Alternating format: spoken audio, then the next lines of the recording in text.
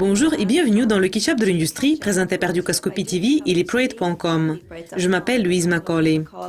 Monsieur James Brown, l'administrateur indépendant et le principal actionnaire de FXCM, a vendu un nombre important d'actions au cours de 2 jours, le 14 et le 15 mai, totalisant plus d'un demi-million de dollars américains. Le prix des actions ordinaires de la classe A variait de 1,61 à 1,8 dollars américains par unité et a été révélé dans un dépôt auprès de la Securities and Exchange Commission. James Brown possède actuellement 100 000 actions, ce qui équivaut à peu près à 0,22% de la capitalisation boursière totale de l'entreprise de New York.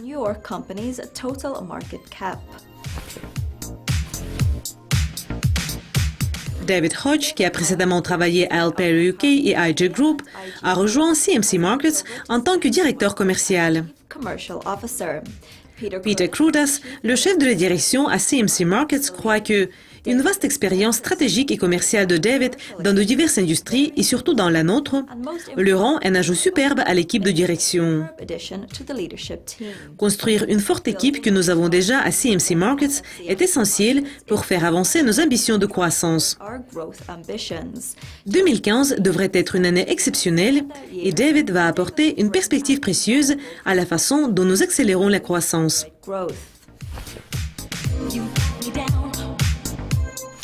La Banque de la Russie a publié le premier document législatif sur la législation Forex, qui décrit les exigences pour les entreprises Forex qui souhaitent offrir leurs services sur le marché russe. Les exigences comprennent au moins 5 ans d'activité commerciale réglementée sur le marché financier, les employés étrangers ne devraient pas dépasser 2 personnes et l'entreprise ne doit pas être basée sur la zone offshore. LePrate.com a la liste de ces pays. Les approbations pourraient prendre jusqu'à 60 jours et seront valables pour 3 ans. Après cela, il faudra soumettre un formulaire de renouvellement. Si la demande est rejetée, la société FX devra attendre 12 mois pour présenter une nouvelle demande. Le start-up de paiement mobile Clinkle a reçu 25 millions de dollars de financement extérieur avant le lancement de son produit.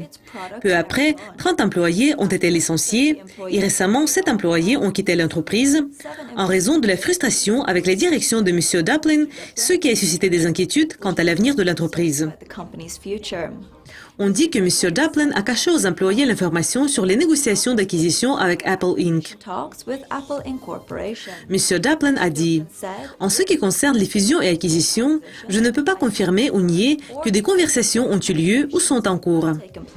Les entreprises de e-commerce et de trading en ligne sont particulièrement intéressées dans les entreprises de paiement telles que Clinkle, lorsque vous pouvez déposer des fonds via des appareils mobiles. Oanda vient de mettre à jour sa plateforme de trading mobile et offre actuellement la capacité de traiter les retraits et les dépôts via les appareils mobiles.